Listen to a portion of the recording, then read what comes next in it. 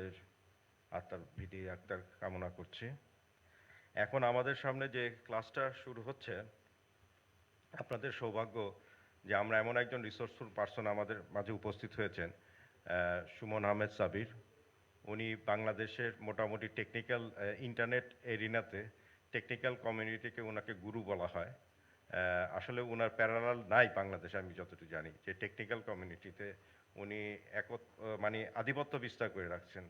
এবং উনি আমরা যখনই ওনাকে ডাকি উনি আসেন, আমাদেরকে সময় দেন। আমরা আসলে ওনার কাছে কৃতজ্ঞ যে ওনার মূল্যবান সময় আমরা পাই এবং ওনার জ্ঞানটা সাধারণদের মাঝে বিতরণ করতে পারি। উনি আজকে আমাদের মাঝে যে বিষয়গুলি নিয়ে কথা বলবেন, cloud computing, internet of things, big data, artificial intelligence, blockchain. Suman Ahmed Sabir, policy chair, Asia Pacific network information centre, অ্যাপিনিকের। উনি পলিসি অ্যাডভাইজার হিসেবে আছেন এবং পলিসি চেয়ার হিসেবে আছেন, এবং ওনার আরও অনেক পরিচয় আছেন। উনি বাংলাদেশের যে সবচেয়ে বড় এটিটিএন ফাইবার অ্যাট হোমের উনি আছেন। এবং লাস্ট আমাদের যে আইজিএফ হলো, ইউএন আইজিএফ, উনি ম্যাক মেম্বার ছিলেন। এবং এশিয়া রিজনের, ইন্টারন্যাশনাল রিজনে আরও অনেক ওনার পরিচিতি আছে, ব্যক্তি আছে। হয়তো সুমন ভাই কিছু বলবেন, তো আশা করি আপনারা এনজয় করবেন। সুমন ভাই প্লিজ।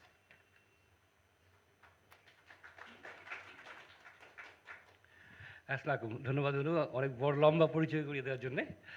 তো নিজের পরিচয় না যায়, আমরা যে বিষয়ে আলোচনা করতে চাই, একটু আলোচনা হচ্ছিল যে এই এখানে টেকনিক্যাল আলোচনা করব না, এখানে আমরা ইন্টারনেট গভর্নেন্স আলোচনা করব। তা আমার খুব মজা লাগতেছে একটা জিনিস বিষয়ে। প্রথমে আমি আগে একটা জিনিস জানতে চাই, এখানে কতজন টেকনিক্যাল আর কতজন নন টেকনিক্যাল? টেকনিক্যাল কারা কারা? মানে অলমোস্ট হাফ হচ্ছে টেকনিক্যাল। খুব ইন্টারেস্টিং।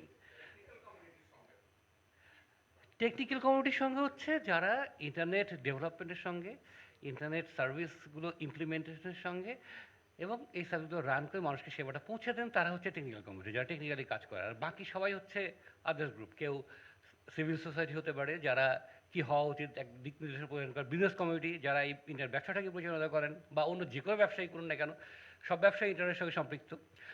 গভর্নমেন্ট হচ্ছে একটা বড় স্টেক হোল্ডার।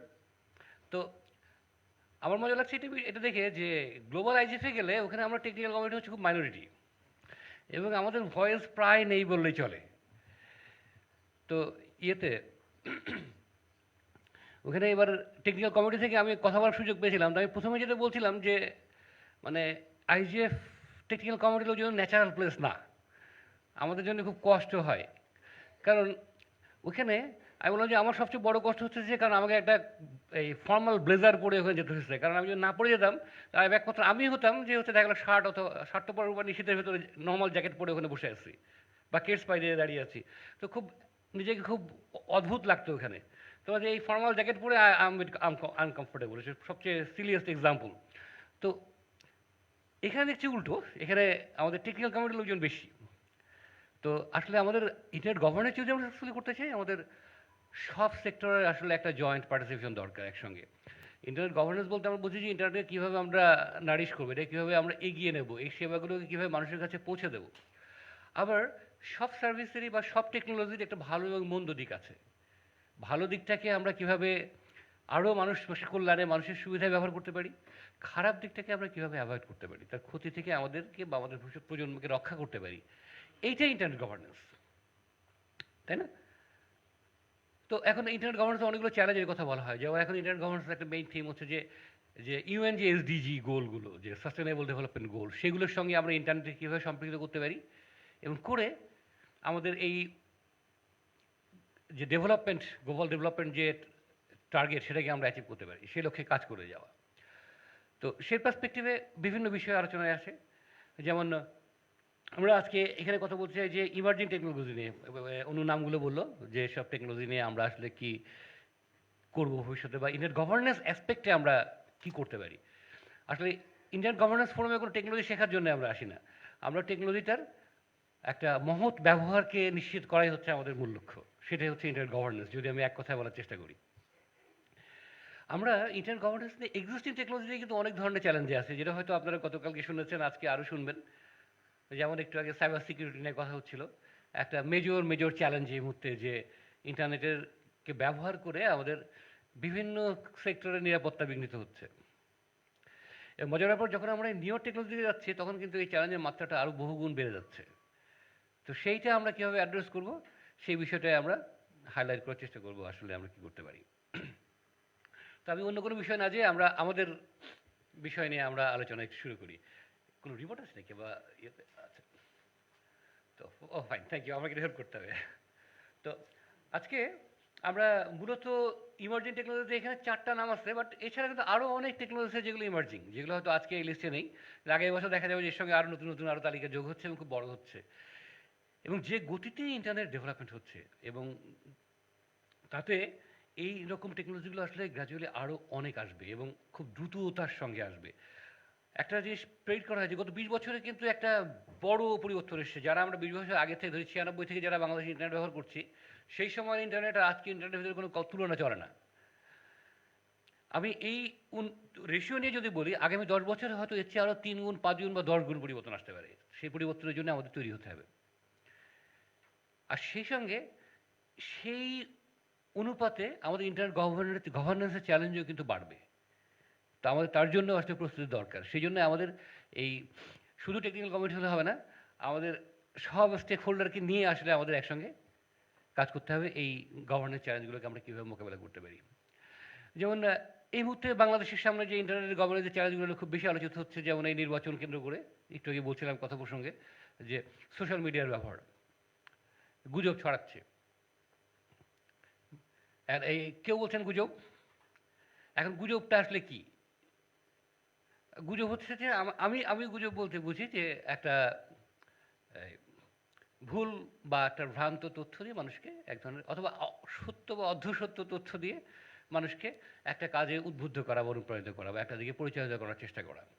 এখন এই ভুল সত্যের ডেফিনেশনটা আসলে কে ডিফাইন করছে? এখানেই হয়ে হচ্ছে বড় চ্যালেঞ্জটা আমার কাছে যেটা মনে হয়, যে আমরা যখন পক্ষে আসে তখন সেটা সত্য, যখন বিপক্ষে যায় তখন সেটা গুজব। আবার এই সেটা হলো গুজবের ডেফিনেশন, কিন্তু আসলে এখানে সোশ্যাল মিডিয়ার রোলটা কী? সোশ্যাল মিডিয়া না থাকলে আসলে কী হতো? আগে কি গুজব ছড়াতো না? এই 2 ইলেকশনের আগে ইলেকশনে কি আমরা গুজবের চক্করে পড়িনি? আমরা পড়েছি। সবসময়ই গুজব ছিল, থাকবে। আর সোশ্যাল মিডিয়া যেহেতু ভীষণ রকম ইম্প্যাক্টিং, আমাদের সবার কাছে খুব সহজে পৌঁছে যায়। কাজেই যারা প্রচার করতে চান তারা সোশ্যাল মিডিয়া ব্যবহার করেন, যারা গুজব ছড়াতে চান তারা সোশ্যাল মিডিয়া ব্যবহার করেন। এখন এখানে আমাদের অ্যাওয়ারনেসের জায়গাটা দরকার, যে আমরা আসলে কীভাবে এই জিনিসটাকে দেখব। আমি যেটা ব্যক্তিগত মনে করি, আমাদের ব্যবহারকারীরা যথেষ্ট সচেতন। তারা সহজে যে খুব গুজবে বিভ্রান্ত হন তা কিন্তু না। কিন্তু এটা নিয়ে আমরা যে পরিমাণ হাইলাইট করছি, অতটা বোধহয় হাইলাইট করার প্রয়োজন ছিল না। যে কে কী ভোট দেবেন বা কী করবেন তারা নিজে ঠিক করে রেখেছেন। কাজে এখানে সোশ্যাল মিডিয়া গুজব দিয়ে খুব বেশি অনুপ্রাণিত করা যাবে বলে মনে হয় না। বরঞ্চ এখানে মেইন স্ট্রিম মিডিয়ার একটা বড় দায়িত্ব আছে, সরকারের একটা বড় দায়িত্ব আছে। সেটা কি? সেটা হচ্ছে যে আপনার এই একটা ঘটনা ঘটলে সেটা যদি তৎক্ষণাৎ যদি আপনার মেইন স্ট্রিম মিডিয়া সঠিকভাবে প্রকাশ পায়, তাহলে কিন্তু সোশ্যাল মিডিয়ায় যত গুজব ছড়ান খুব বেশি কিছু করতে পারবেন না। কিন্তু যদি আমরা মেইন স্ট্রিম মিডিয়া যদি চুপ করে থাকে, সরকার যদিও নির্বাক থাকে, তাহলে গুজব ছড়াবেই। তার মনে হচ্ছে ওই জায়গাগুলোতে আমাদের হাইলাইট করতে, এটা একটা নতুন ধরনের চ্যালেঞ্জ। এই চ্যালেঞ্জ কিন্তু আগে আমাদের সরকার ফেল করেনি। এটা ইমার্জিং চ্যালেঞ্জ আমি বলবো, যে এটা সব দেশের সরকারের জন্যই। যাই হোক, আমি খালি বিভিন্ন দিকে চলে যাচ্ছি, মূল্যায় যেতে চাচ্ছি না।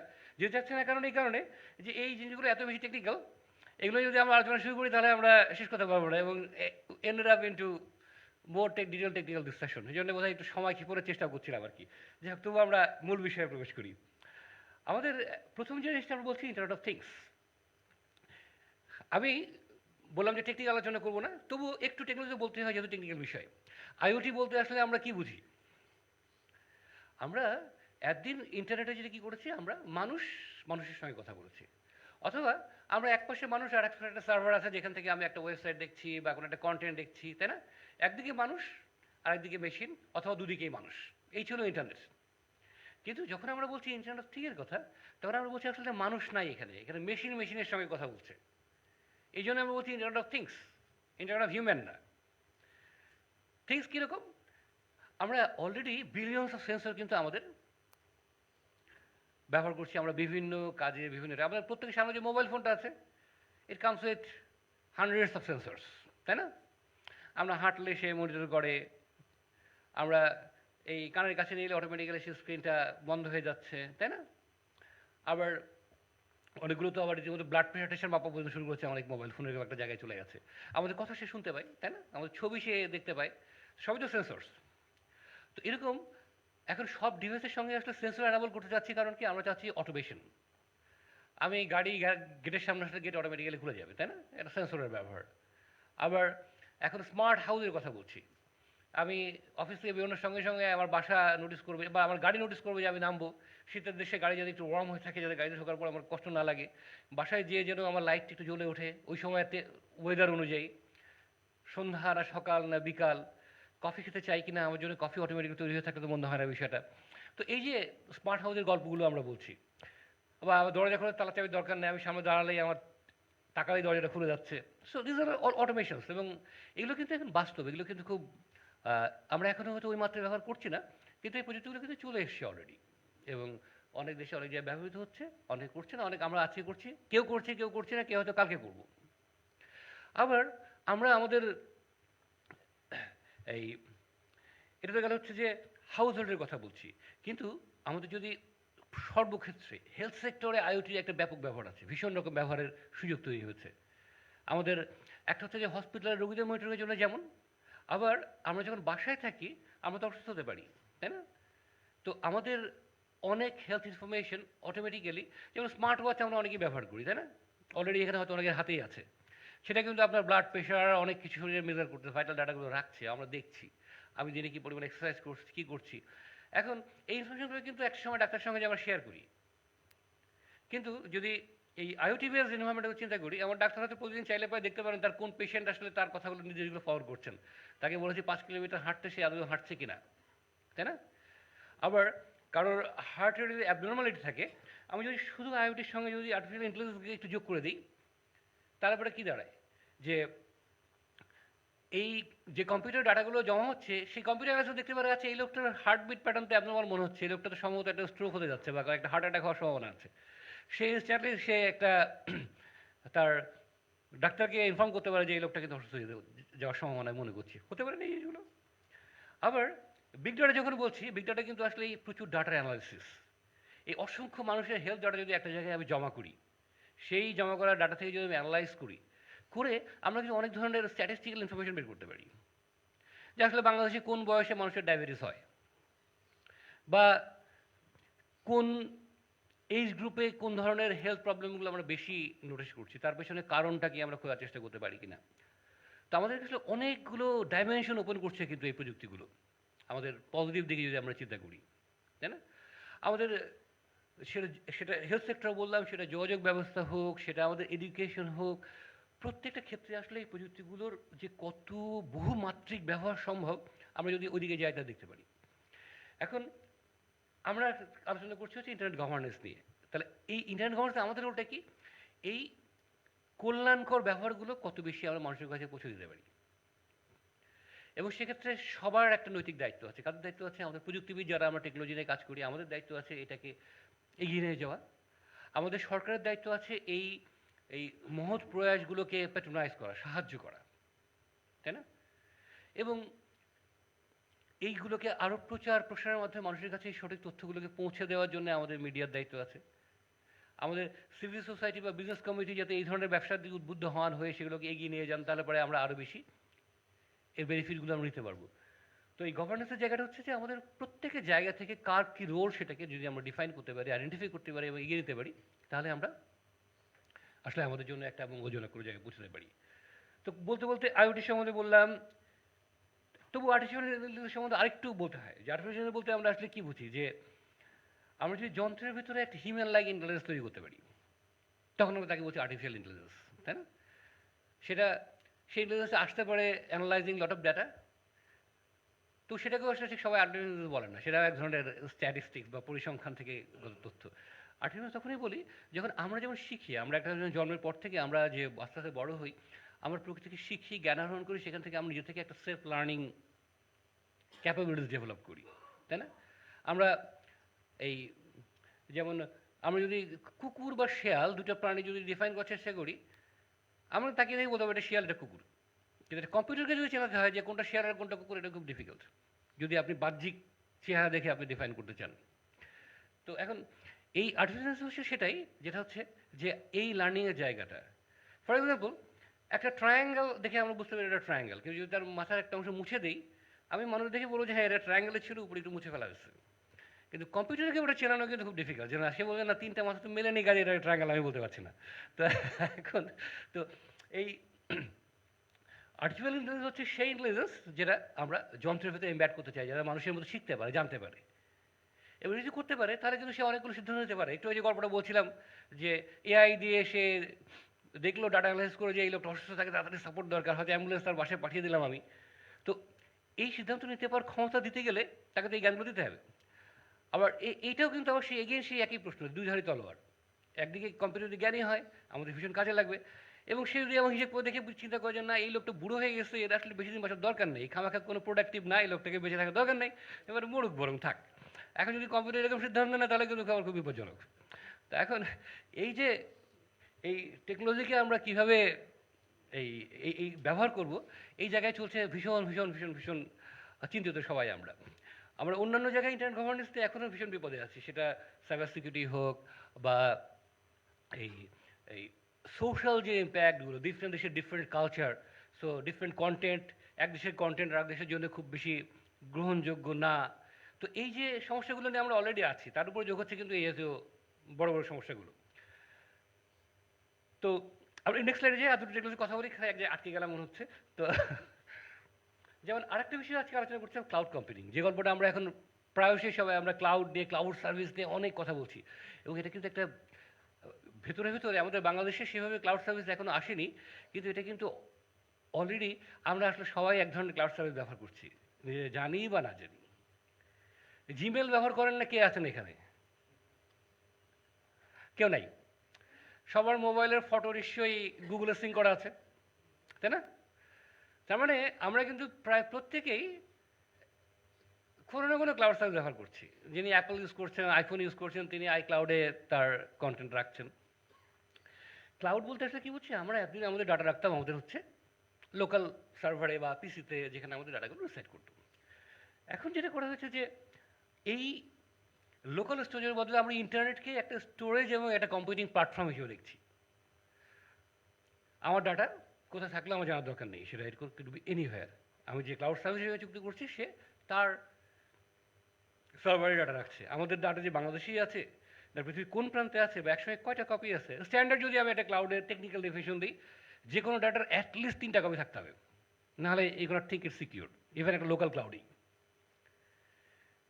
আর সে যখন আমরা আরও ডিআর বা আরও মাল্টি জোন করে যদি আমরা ক্লাউড তৈরি করি, সেখানে একটা ডাটা হয়তো 5টা 6টা 7টা 10টা কপি থাকতে পারে ডিফারেন্ট জায়গায়। আবার সুবিধাটা কি, যেমন একসময় আমরা আমাদের দেশে ইন্টারনেট সেটা খুব স্লো ছিল, তাই না? এবং তখন আমরাই বলতাম যে ইন্টারনেটের ম্যাক্সিমাম কন্টেন্ট যেহেতু আমেরিকাতে, এবং আমেরিকা হচ্ছে পৃথিবীর উল্টো প্রান্তে, ওখানে যেতে স্যাটেলাইট হয়ে যেতে একসময় আমাদের লাগতো প্রায় 1200 মিলি সেকেন্ডের মতো লাগতো আমেরিকায় পৌঁছতে। সাবমেরিন কেবল আসার পরে এখন লাগে 180 মিলি সেকেন্ডের মতো। বলতে পারেন 180 সেকেন্ডের, তো এটা তো আমরা হিসাবে সমস্যাই না, 180 মিলি সেকেন্ড আমরা ফিলই করতে পারি না। কিন্তু আসলে পারি, যখন আমরা বাল্ক অ্যামাউন্ট অফ ডাটা খরচ চিন্তা করি, তখন আসলে এটা একটা মেজর ইম্প্যাক্টিং হয়। এবং এই ক্লাউডের প্রশ্ন আসলো কী করে, যে ক্লাউডের প্রশ্ন আসছে যে না, আমরা যদি এই ডাটাগুলোকে যদি বিভিন্ন জায়গায় ছড়িয়ে রাখতে পারি, যেমন আমি যদি বাংলাদেশের, আজকে বাংলাদেশে ইউটিউব ভীষণ ফাস্ট, তাই না? এই ইউটিউব ভিডিও কিন্তু 2 বছর আগেও কিন্তু এত ফাস্ট ছিল না, তখন কিন্তু আমাদের বাফারিং দেখতে দেখতে অবস্থা 2 বা 3 বছর আগেও। এই চেঞ্জটা হয়তো আসলো কী করে? কারণ ইউটিউব, গুগল তাদের প্রচুর ক্যাশ সার্ভার বাংলাদেশে পাঠিয়েছে, সব আইএসপির কাছে একটা করে ক্যাশ সার্ভার আছে, যেখানে আমরা লোকাল যে ভিডিওগুলো দেখি সেগুলো লোকালি একটা স্টোরেজে থাকে। তো আমরা খুব সহজে বাংলাদেশ থেকে আসলে ভিডিওগুলো পাই, আমরা প্রতিটা ভিডিও বাইরে থেকে আনি না। হয়তো খুব আনকমন ভিডিও যখন প্রথম দেখছেন, এটা হয়তো নিয়ারেস্ট বিগ রিপোজিটরি হয়তো সিঙ্গাপুর থেকে আসছে। নেক্সট টাইম বাংলাদেশে আরেকজন দেখছে, তখন কিন্তু আমরা লোকাল থেকে দেখছি। এরপর ইট বিকাম ভেরি ফাস্ট, এবং আমাদের ইন্টারনেট অনেক সস্তা হয়ে গেছে এবং ফাস্টার হয়ে গেছে। এর মূলে কিন্তু অবদান হচ্ছে এই ক্লাউড বেস সার্ভিসের, তাই না? আরও অনেকগুলো সার্ভিস যেগুলো আমাদের দেশে এখনও আসেনি, কিন্তু আমি নিশ্চিত করে বলছি যে আগামী 2 থেকে 3 বছরের ভেতরে এই সার্ভিসগুলো বাংলাদেশে আসবে। ফর এক্সাম্পল, অ্যামাজন AWS ক্লাউডের কথা অনেকেই যারা টেকনিক্যাল তারা বোধহয় জানেন। অনেকেই তার কন্টেন্ট অ্যামাজন ক্লাউডে আমরা হোস্ট করি।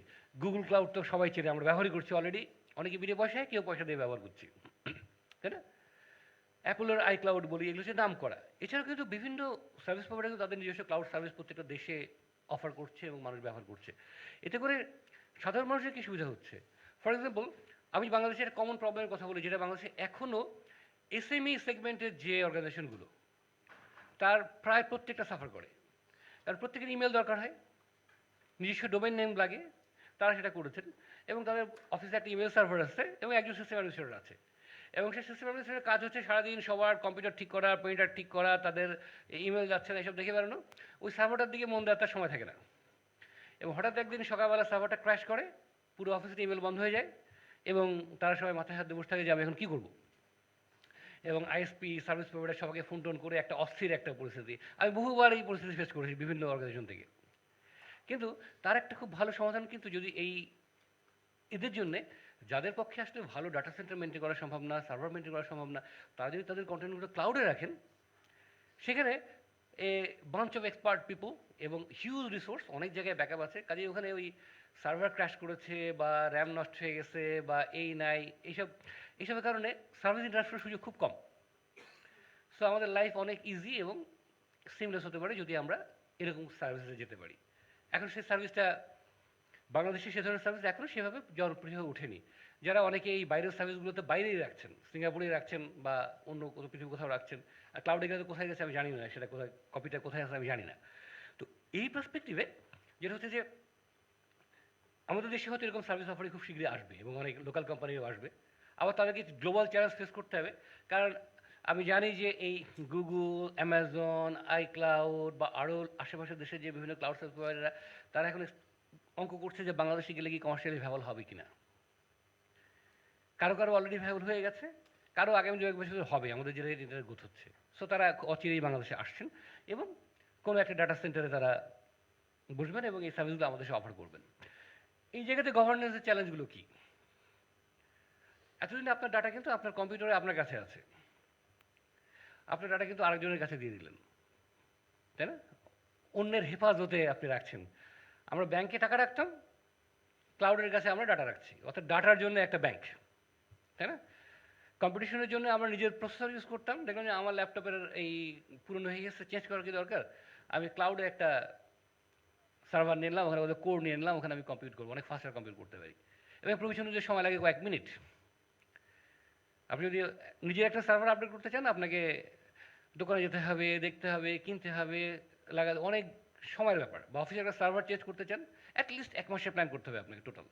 কিন্তু ক্লাউডে আপনি অনলাইনে পেমেন্ট করেন, 5 মিনিটের ভিতরে আপনার সার্ভার রেডি এবং আপনি ব্যবহার করতে পারছেন। সে সময়ের জায়গা থেকে আমাদের ভীষণ দ্রুত আমরা সার্ভিসটাকে অ্যাভেল করতে পারছি। আমরা বলছি যে খুব দ্রুত, আমরা যে বলছি এত তাড়াতাড়ি এই প্রয়োজন করা সম্ভব। আবার তাহলে কি এটা আমাদের ভীষণ উপকারী একটা জায়গা। আর ভয়ের জায়গাটা কোথায়? ভয়ের জায়গাটা এগেইন যে ডাটা কিন্তু আপনার হেফাজতে না, আপনি আরেকজনকে ট্রাস্ট করতেছেন, বিশ্বাসের উপর ভিত্তি করে এক জায়গায় রাখছেন। এখন এই বিশ্বাস জিনিসটাও তো খুব আপেক্ষিক, কোন জায়গায় কতক্ষণ পর্যন্ত আসলে মানুষ আপনার কাছে আপনার জন্য সে বিশ্বস্ত ডিপেন্ড করেছে ডাটার গুরুত্বটা কী পরিমাণ বা কী পরিমাণ ইম্প্যাক্ট ফেলছে। এই জন্যে ডাটাটা কার, সেই জায়গাগুলো আসলে অনেক বেশি ইম্পর্টেন্ট হয়ে যায়। তো এখন একটা প্রত্যেকটা সরকারের খুব গোপনীয় রাষ্ট্রীয় ডাটা আছে, সেটা নিশ্চয়ই তারা চাইবেন না যে এর মানে পাবলিক ক্লাউডে রেখে দিতে। আবার আমি একজন ব্যক্তিগত মানুষ, আমার ব্যক্তিগত এমন কিছু নাই যেটা আমাকে নিয়ে খুব বেশি বদার্ড হওয়ার কিছু আছে। কাজে আমার ডাটা ক্লাউডে রাখলে পরে যদি চুরি হয়ে যায়, পাবলিক হয়ে যায়, আমি খুব বেশি চিন্তিত না। কিন্তু সবার জন্য তো এই কথাটা সত্যি না, তাই না? একজন সেলিব্রিটির জন্য ব্যাপারটা খুব কমপ্লিটলি ডিফারেন্ট একটা বিষয়, যে তার একটা ছবি অনেক দামে বিক্রি হয়, তো সে নিশ্চয়ই চাইবে না যে তার এই মোবাইল ক্যামেরার ছবিগুলো মানুষজন একজন দেখুক। তো এই ক্লাউডের জায়গাতে গেলে এই এগেইন সেই সাইবার সিকিউরিটি কিন্তু আবার চলে আসছে in terms of IoT, in terms of AI, in terms of cloud computing, তাই না? আমি কি সময় বলতে বেশি নিয়ে ফেলছি? কতক্ষণ আমাকে শেষ করতে হবে কখন? হ্যাঁ, হ্যাঁ, তারপরে 11টা পর্যন্ত আমি, আচ্ছা ঠিক আছে, তাহলে আমি আমি স্টিল ইন ট্র্যাক, সমস্যা নেই। এরপর যখন আমরা বলছি যে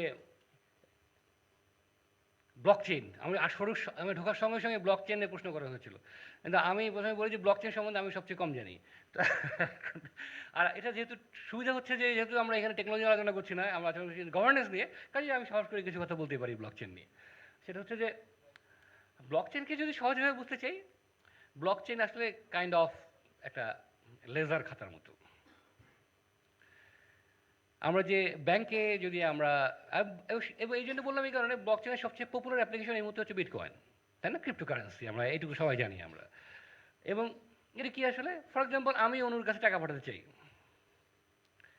আমরা এখন কি করি, আমরা ব্যাংকে যে একটা চেক দিয়ে আমার অ্যাকাউন্টে জমা দিলাম, পরের দিন অনু তার অ্যাকাউন্টে দেখলো যে হ্যাঁ তার অ্যাকাউন্টে টাকা চলে আসছে। আসলে কী হয়েছে, আমার ব্যাংক লেজারে আমার অ্যাকাউন্ট থেকে টাকাটা মাইনাস করেছে, আগে খাতায় করতো, এখন কম্পিউটার সফটওয়্যার করেছে। এটা হয়তো সরাসরি যদি বাংলাদেশে হয় ওর ব্যাংকে চলে যাবে, বা এমন যদি হতো অনু থাকে নিউ ইয়র্কে, তাহলে হয়তো আমার ব্যাংক থেকে কোনো একটা বিদেশি ব্যাংকে যেত, সেই ব্যাংক যে আবার নিউ ইয়র্কে যে একটা ব্যাংকে যে টাকাটা দেখা যেত। সো বেসিক্যালি যে অনুর অ্যাকাউন্টে যেয়ে আবার কিছু টাকা যোগ হতো, আমার এখানে মাইনাস ওর ওখানে প্লাস। মাঝে ইন্টারমিডিয়েট অনেকগুলো ব্যাংক তাদের নিজস্ব লেজারে এই টাকাটা অমুক ব্যাংক থেকে ঢুকলো, অমুক জায়গায় গেল, একটা লম্বা চেইন অফ লেজার আমরা মেনটেন করছি। এখন এই জিনিসটাকে যদি আমরা কোনোভাবে অটোমেট করতে পারি এবং পাবলিক করতে পারি, সেই প্রযুক্তিটাই হচ্ছে আসলে ব্লকচেন। আমরা সবাই ইন্টারনেটে কানেক্টেড, এই যে উনি ডেফিনেটলি এখন ওয়াইফাইতে কানেক্টেড হয়ে বসে আছেন, তার মানে ইন্টারনেটে যে কেউ এর সঙ্গে কানেক্টেড। এখন উনি যদি এখানে ছোট্ট একটা এই ব্লকচেন অ্যাপ্লিকেশন বা সার্ভিস যদি চালাতে চান, উনি চালাতে পারেন, কিন্তু ওনার সিপিইউ তো আইডিয়াল থাকে most of the time. So উনি যদি মনে করেন যে না, আমি কিছু ডাটা রাখবো, কিছু চেইন মেনটেন করবো এবং একটা সার্ভিস দেবো, আমরা এরকম অনেক ভলেন্টিয়ার যদি একসঙ্গে যুক্ত হয়, তাহলে কিন্তু একটা আরেকটা নেটওয়ার্ক হলো, যারা একটা পার্টিকুলার এনক্রিপ্টেড কমিউনিকেশন চ্যানেল দিয়ে কিছু ডাটা এখানে রাখবেন, এবং যে ডাটাগুলো একটা আরেকটার সঙ্গে লিঙ্কড, তাহলে হবে কি এসে কমপ্লিট চেইন, এবং যে কোনো চেইন থেকে যে কোনো চেইনে আসলে কোনো ইনফরমেশন এক্সচেঞ্জ করা সম্ভব বা পার করা সম্ভব। এবং এই সার্ভিস দিয়ে আসলে বিটকয়েন সার্ভিসটা যারা বলছে আমি বিটকয়েন নিয়ে অনেক টাকা কামাচ্ছি আস্তে আস্তে, তারা বেসিক্যালি ট্রানজাকশনে হেল্প করেই আসলে টাকাটা কামাচ্ছেন। বেসিক্যালি ফিজিক্যাল ডাটা এক জায়গা থেকে আরেক জায়গায় যাচ্ছে, কিন্তু মাঝে আমরা হেল্প করছি, এবং কোনো body is controlling that. Beauty হচ্ছে এখানে এনক্রিপশনটা এমন, এবং এটা এমনভাবে ডিস্ট্রিবিউটেড যে একজনের পক্ষে এনক্রিপশনটা ভেঙে, বা কোনো হ্যাকারের পক্ষে একটা মেশিন ভেঙে কিছু চুরি করলে পারে, সে টোটাল চেনটা ব্রেক করা যায় না। Somehow it is indicated. আমি ওই ডিটেলে এখন আর না যাই। সুবিধাটা যেটা হচ্ছে যে আমরা কিন্তু আসলে এক ধরনের আনম্যানেজড একটা সিস্টেম দিয়ে খুব জটিল অনেকগুলো কাজ করতে পারি। সেটা ক্রিপ্টোকারেন্সির কথা গেল, কিন্তু এই একই ধরনের প্রযুক্তি কিন্তু আরও অনেক ক্ষেত্রে ব্যবহার করা সম্ভব। আমাদের দৈনন্দিন জীবনে অনেক ধরনের সার্ভিসের ক্ষেত্রে, যেমন আমি কদিন আগে একটা আলোচনা দেখলাম যে আমরা যেহেতু এখানে অনেক লোক টেকনিক্যাল, এই যে আরও একজন টেকনিক্যাল লোক ঢুকছে দেখছি, আমি দেখছি টেকনিক্যাল লোকজন ইন্ডিয়ান গভর্নেন্সে অনেক বেশি ইন্টারেস্ট পাচ্ছে ইদারিং দেখা যাচ্ছে। ভালো, এটা ভালো দিক, কারণ আইজিএফে যে আমরা বলি যে টেকনিক্যাল লোক খুঁজেই পাওয়া যায় না, এবং আমি খুব অসহায় ছিলাম গত 2 বছর 3 বছর। বলেন কি?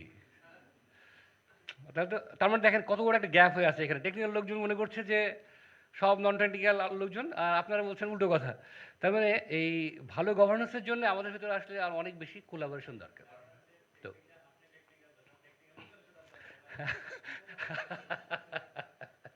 এনিওয়ে এনিওয়ে তো আমরা যেখানে ছিলাম, বরং এই এবার আমরা প্রযুক্তি থেকে মূলত একটু গভর্নেন্সের দিকে বেশি ফোকাস করি। যে এই যে ইভেন যে ইয়ের কথা বলছিলাম, আমরা ব্লক চেনের কথা বলছিলাম, এই ব্লক চেনকে কিন্তু অনেকে বলছেন যে it is a kind of internet 20 years back.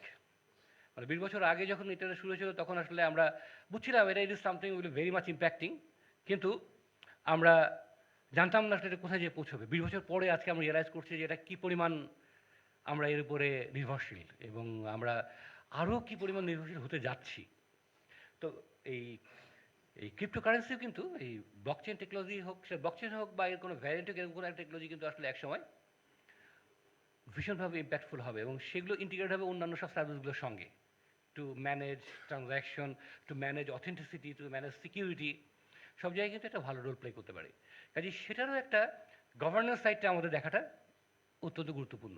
যেমন এই মুহূর্তে অনেক দেশই কিন্তু এই ট্রানজ্যাকশনগুলো ইলিগাল বলে বন্ধ করে রেখেছে। এককালে বাংলাদেশে ভিসিআর ইলিগাল ছিল, এককালে ফ্যাক্স মেশিন ইলিগাল ছিল, অনেক কিছু ইলিগাল ছিল, এখন সেগুলো নেই। তো এই যে লিগাল ইলিগালের ধারণাটাও কিন্তু সময়ের সঙ্গে সঙ্গে পাল্টে যাবে। আমরা যদি এবার গভর্নেন্সের দিকে আসি, এটা অবশ্য ঠিক ডিফারেন্ট একটা পার্সপেক্টিভে তৈরি করা স্লাইড ছিল, যে আমরা এই এই এই 3টে কম্পিটিটিভের কথা বলছি, যারা কিন্তু সামহাও একটা জায়গায় কনভার্ট করছে। ডিপেন্ডেন্ট টেকনোলজি, আমরা আইওটি দিয়ে অসংখ্য ডাটা পাচ্ছি, সেন্সর থেকে ডাটা পাচ্ছি, বিগ ডাটা অ্যানালিক্সের মাধ্যমে সেখান থেকে আমরা getting some valuable information out of it, যার উপর থেকে আমরা একটা সিদ্ধান্ত মেক করতে পারি। এবং সেই সিদ্ধান্ত মেক করার দায়িত্বটা যদি আমরা আর্টিফিশিয়াল ইন্টেলিজেন্সের উপর একটা অংশ দিতে পারি, তাহলে কী হয়, আমাদের হিউম্যান ইন্টারভেনশন ছাড়াই আমরা অনেক ব্যাপারে অনেক সিদ্ধান্ত নিতে পারি এবং অনেক ধরনের অটোমেশন যেটা আমরা করতে পারি, যেটা আমাদের এই এই প্রযুক্তিগুলোর সাহায্যে। কিন্তু এখানে চ্যালেঞ্জগুলো কোথায় আসছে, গভর্নেন্স চ্যালেঞ্জগুলো কোন জায়গায়? গভর্নেন্স চ্যালেঞ্জগুলো আগে একটা বলছিলাম, সেটা হচ্ছে যে আমাদের, আমি একটু নেক্সট স্লাইডে যাই। আমরা আগে যেটা বলছিলাম, নেক্সট এটা উল্টো দিয়ে গেলাম। আচ্ছা, এখানে দুটো জাস্ট কার্টুন আমি দিয়ে রেখেছিলাম। এগুলো দিয়ে রেখেছিলাম এই কারণে যে এই টেকনোলজি সম্বন্ধে কিন্তু ভীষণ রকম মিথও আছে, যে আমরা অনেকে মনে করি যে এই টেকনোলজি ব্যবহার করলে আমাদের অনেক প্রবলেম সলভ হয়ে যাবে, কিন্তু আমরা যদি কার্যকরভাবে না বুঝে এগুলো করি তাহলে এটা সলভ হবে না। যেমন এখানে একজন বলছে যে আমরা বিগ ডেটা অ্যানালাইসিস করে কি আমরা একটু এই এই প্রবলেম করতে পারি, আমার এই ব্যাপারে কোনো আইডিয়াই নেই, let's try to do something using big data. এখন বিগ ডাটায় যদি আপনি না জানেন কী ডাটা আছে, কী ডাটা দেখে আপনি অ্যানালাইজ করে বের করবেন, তাহলে এই টেকনোলজি আপনাকে কোনো সাহায্য করবে না, তাই না? নেক্সট হচ্ছে সেম গোস টু যে আমরা এই আর্টিফিশিয়াল ইন্টেলিজেন্সের ক্ষেত্রেও যে যেখানে আমার ইন্টেলিজেন্স কাজ করছে না সেখানে আর্টিফিশিয়াল কাজ করবে, তা কিন্তু নয় মোটেই। বরঞ্চ আমরা এই এই যন্ত্রকে কীভাবে ট্রেড আপ করতে পারি, যেটা এবং সেই অনুযায়ী যদি আমাদের কথা মতো যদি কাজ করে, সেইটা যদি ব্যবহার করে, সেটা যদি নিয়ন্ত্রিতভাবে ব্যবহার করতে পারি, তাহলে সেটা আমাদের জন্য অনেক কার্যকর হবে। নেক্সট স্লাইডে যাই। আমরা যেখানে ছিলাম যে চ্যালেঞ্জের জায়গায়, তো আমাদের যদি একটা একটা করে আসি প্রযুক্তিগুলো থেকে, প্রথমে যদি আমরা বলি যে সাইবার সিকিউরিটি নিয়ে যে চ্যালেঞ্জগুলো আমরা ফেস করে যাচ্ছি, আইওটি যে ডিভাইসগুলো, যে সেন্সরগুলো, এগুলো কিন্তু খুব ছোটো এবং খুব লাইট ওয়েট, খুব লো পাওয়ার কনজিউমিং, এবং তার প্রসেসিং ক্যাপাবিলিটি খুব কম, তাই না? কিন্তু তারা কিন্তু ইন্টারনেটের সঙ্গে কানেক্ট করছে। সমস্যা দেখা যাচ্ছে, যেহেতু তার প্রসেসিং পাওয়ার কম, তার সিকিউরিটি ফিচার কম, এবং এই আইওটি ডিভাইসগুলো কম্প্রোমাইজ করে একটা বড় ধরনের বিপদ ঘটনার সম্ভাবনা আমরা তৈরি করছি। আমরা বাসায় যে বলছি অটোমেটিক ডোর, অটোমেটিক সব কিছু, এখন এই অটোমেটিক জিনিসটা যদি somebody else take control over it, তাহলে পরে কিন্তু এই অটোমেশন কিন্তু আপনার জন্য বুমেরাং হবে। ম্যানুয়াল চাবি পকেটে আসে, ঘোরালেই খুলবে, কিন্তু অটোমেটিক ডোর যদি আপনাকে কোনোভাবে না চিনতে পারে, আপনি ব্যাংকে যে ক্রেডিট কার্ড ঢোকাবেন, সে বলবে যে, বা থাম দেবেন, বলবে না আমি আই ডোন্ট নো, আপনার কোনো একটা ব্যাংকে কোনো টাকা নাই, বাসায় ঢুকবেন, দরজা খুলবে না। এখন আপনি তখন কোথায় যাবেন? মানে সাডেনলি এই ডিজিটাল আইডেন্টিটি এমন হতে পারে একটা পর্যন্ত আপনি আসলে কেউ না, তাই না? তো এই জন্যে এই সাইবার সিকিউরিটির জায়গায় আইওটি যেমন সাইবার সিকিউরিটির জন্য একটা বড় challenge, same goes to AI, same goes to the other technologies. কাজেই সাইবার সিকিউরিটিকে আমাদের এখন নতুন একটা পার্সপেক্টিভে ভাবতে হবে যে এই টেকনোলজিগুলোর সঙ্গে আমরা কীভাবে অ্যাডপ্ট করব। এবং সেই রোলটাও এগেইন সবার চলে আসে, যারা প্রযুক্তিবিদ, যারা এই প্রযুক্তিতে কাজ করছেন, তারা এই ডেভেলপমেন্টের সঙ্গে সঙ্গে সিকিউরিটি জায়গাটাও আগে কনসিডারেশন আনতে হবে, যাতে আমরা এই ডেভেলপমেন্টের জন্য আমরা যতটা সম্ভব নিরাপদ করতে পারি, তাই না? আর যারা এই প্রোডাক্টগুলো নিয়ে মার্কেটিং করবেন বা বিক্রি করবেন, সেল করবেন, তাদের ক্ষেত্রে এই একই চিন্তাগুলো আনতে হবে মাথায়, যে আমরা আসলে এটাকে এই এর আর অন্যান্য কোনো কী ইম্প্যাক্ট আছে। কিছু কিছু জিনিস, একটা জিনিস প্রোডাক্ট চলার পরে সেই ইম্প্যাক্টটা বোঝা যায়, আগে বোঝা যায় না। যেমন গত মাসে সম্ভবত বিটিএসসি ঘোষণা করেছে যে মোবাইল বিটিএসগুলোতে কী পরিমাণ রেডিয়েশন হচ্ছে তারা সেটা মেজার করতে চায় তারা, এবং সেটা মানুষের জন্য হার্মফুল কিনা। কিন্তু মোবাইল ফোন আমরা কত বছর ব্যবহার করছি? প্রায় 19 বছর, যদি আমি এই গ্রামীণ ফোন থেকে শুরু করি, সিটিজের জমানা বাদ দিই, তাহলে 19 বছর। এই 19 বছরে কিন্তু যা ক্ষতি হওয়ার হয়ে গেছে কয়েকটা জেনারেশনের। কিন্তু তবু ভালো যে এখন আমরা চিন্তা করছি, কিন্তু এই চিন্তাটা কিন্তু শুরু থেকে করা উচিত ছিল, যে আমরা একটা প্রযুক্তি যখন আমরা অ্যাডপ্ট করছি তার ক্ষতিকর দিকগুলো। সিমিলারলি আমরা যে টেকনোলজিগুলো আমরা বলছি, এই টেকনোলজি কিন্তু অনেক বেশি impacting compare to the other technologies. এতদিনের মূলত টেকনোলজি ছিল অ্যাক্সেস বা কানেক্টিভিটি এনশিওর করা, এগুলো কিন্তু শুধু তা করছে না, এগুলো আরও অনেক ধরনের নিয়ন্ত্রণ আমরা একটা যন্ত্রের কাছে ছেড়ে দিচ্ছি। তো সেই জায়গায় এই সিকিউরিটির জায়গাটা হচ্ছে ভীষণ ভীষণ গুরুত্বপূর্ণ। সেকেন্ড যে চ্যালেঞ্জের জায়গাটায় আমরা আমরা আমরা দেখছি যে এই এই যে ম্যাস ডাটা প্রসেসিং করতে যে আমরা এই আর্টিফিশিয়াল ইন্টেলিজেন্স ব্যবহার করছি, সেই জায়গাগুলোতেও আমরা এই সিদ্ধান্তের জায়গাগুলো আমরা কীভাবে নিচ্ছি। ডেটা ডোমিনেন্স একটা একই সঙ্গে ইন্টাররিলেটেড, যে ডেটা ডোমিনেন্সটা কীভাবে তৈরি হচ্ছে। আজকে যদি আমরা বলি যে আমাদের প্রায় প্রত্যেকটা মানুষের যাবতীয় তথ্য গুগল বা ফেসবুকের কাছে আছে, তারা আমাদের সম্বন্ধে যত ভালো জানে, আমরা নিজেরা ততটা জানি কিনা সন্দেহ আছে। আমি নিশ্চিত যে এ, যেমন অনু আমাকে গত 15 দিন আগে বা 1 মাস আগে সম্ভবত মেল করেছে এই প্রোগ্রামে আসার কথা। এবারে কিন্তু একটা মেল করেছে জিমেলে, এবং গুগল কিন্তু সেটা জানে যে আমি আজকে এখানে আসবো। তার মানে এখানে আপনারা কেউ কতজন জানতেন আমি জানি না, কিন্তু গুগল কিন্তু জানে 1 মাস আগে থেকে। এবং সেই জানাটা তারা কত রিচুয়ালি জানে, আমি উদাহরণ দিই। আমি এই গত 2 মাসে যতগুলো প্রচুর ট্রাভেল করতে হচ্ছে আমাকে, এর মজা হচ্ছে যে আর প্রতিদিন সকালে অফিস থেকে বাসায় যাই। যেমন আমি এখন মোবাইল খুললেই এখানে স্ক্রিনে লেখাবে যে আমার অফিস কত দূর, কত মিনিট লাগবে যেতে, কারণ সে জানে সকালবেলা আমি অফিস যাই। সো অফিস ডিস্টেন্স দেখায়, আবার সন্ধ্যার সময় দেখায় আমার বাসা কত দূর। এ পর্যন্ত ঠিক আছে, রোজ দেখে। কিন্তু আমি এই সেপ্টেম্বরের এই 15 সকালবেলা ঘুম থেকে উঠে মোবাইলটাকে দেখি, সে বলছে যে সিডনি এয়ারপোর্ট 46 মিনিট। আমার যে মানেটা কি? তারপর বলছে যে তারপরে ক্লিক করলাম, বলছে হ্যাঁ তোমার একটা ফ্লাইট আছে, ফ্লাইট নাম্বার এত এত, তুমি 46 মিনিট লাগবে, এবং আমাকে রেকমেন্ড করছে তুমি তাড়াতাড়ি মানে 10-15 ভিতরে আমাদের ভালো আর কি, নাহলে পরে এটা ট্রাফিক কনজেশন এরকম একটা অবস্থা। এবং সিমিলার থিং অন্য যে শহরেই থাকছি সকালবেলা সে আমাকে, কারণ আমার প্রত্যেকটা প্লেনের টিকিট ইমেলে আছে, সে পার্স করছে করে আমাকে সাজেস্ট করতেছে। আমার জন্য খুব আনন্দের বিষয়টা, কিন্তু আমার সেরকম ভয়েরও বিষয়টা, মানে আমার গোপনীয়তাগুলো তো আর কিছু নাই আসলে, যে আমি কোথায় যাচ্ছি না যাচ্ছি আর কেউ না জানে গুগল জানে। এবং কোনো কারণে যদি আমি আজকে একজন লোকে পরিণত হই যে লোকটাকে আসলে ওয়ান্টেড, বা কোনো কারণে আমি এই মার্কিন সরকার বিদেশি হয়ে গেলাম বা আমাদের সরকার বিদেশি হয়ে গেলাম, আমাকে ধরাটা একেবারে ইভেন বোমা মেরে এখানে আমরা সবাই একসাথে মরতে পারি আর কি, যেখানে যদি কেউ দিয়ে এরকম থেকে থাকে। তো এখন এই যে জায়গাটা, এই যে ডেটা ডমিনেন্স কিন্তু এটা হিউজ প্রবলেম। এবং আরেকটা ডেটা ডমিনেন্স আরেকটা জায়গা যে তৈরি হচ্ছে সেটা হচ্ছে যে competitive edge to the other small providers. কারণ গুগল আমাদের ডাটা নিয়ে যত অ্যানালাইসিস করে যত ধরনের বিজনেস করার সুযোগ পাচ্ছে এখন, আরেকটা কোম্পানির পক্ষে নতুন একটা সার্ভিস নিয়ে এসে যায় ঢোকাটা কিন্তু অনেক বেশি চ্যালেঞ্জিং, কারণ তার কাছে এত মার্কেট ডাটা নাই। সো এই ডেটা ডমিনেন্সকে আমরা কীভাবে কন্ট্রোল করতে পারি for allowing the other small entrepreneurs to grow, একটা চ্যালেঞ্জ কিন্তু, কারণ এটা অলরেডি বিভিন্ন ক্ষেত্রে ডাটা ডমিনেন্স তৈরি হয়ে গেছে। এবং এই জন্যে এই যে কদিন আগে বাংলাদেশে একটা বড় বিতর্ক ছিল যে কী বলে পাঠাও আমাদের সব ডাটা নিয়ে নিচ্ছে। এটা আসছে কোত্থেকে? এটা আসছে হচ্ছে যে এই ডেটা ডমিনেন্স পাওয়ার জন্যে। পাঠাও যারা ব্যবহার করে সবার কাছে যত ডাটা পাওয়া যাবে, তখন পাঠাও এখন কি করেছে দেখেন সুবিধাটা কী হয়েছে। তারা আমাদের প্রথমে মোটরসাইকেল চললাম, গাড়ি চললাম, এখন কিন্তু পাঠাও মানি আছে। তারপরে Pathao delivery home delivery service, they are doing well. এবং এটা তৈরি করতে পারছে কখন? যার কাছে এই ডাটা এবং ইনফরমেশন আছে, মানুষের নিডটা যখন সে অ্যাসেস করতে পারে তখন সে এই ব্যবসায় আসতে পারে।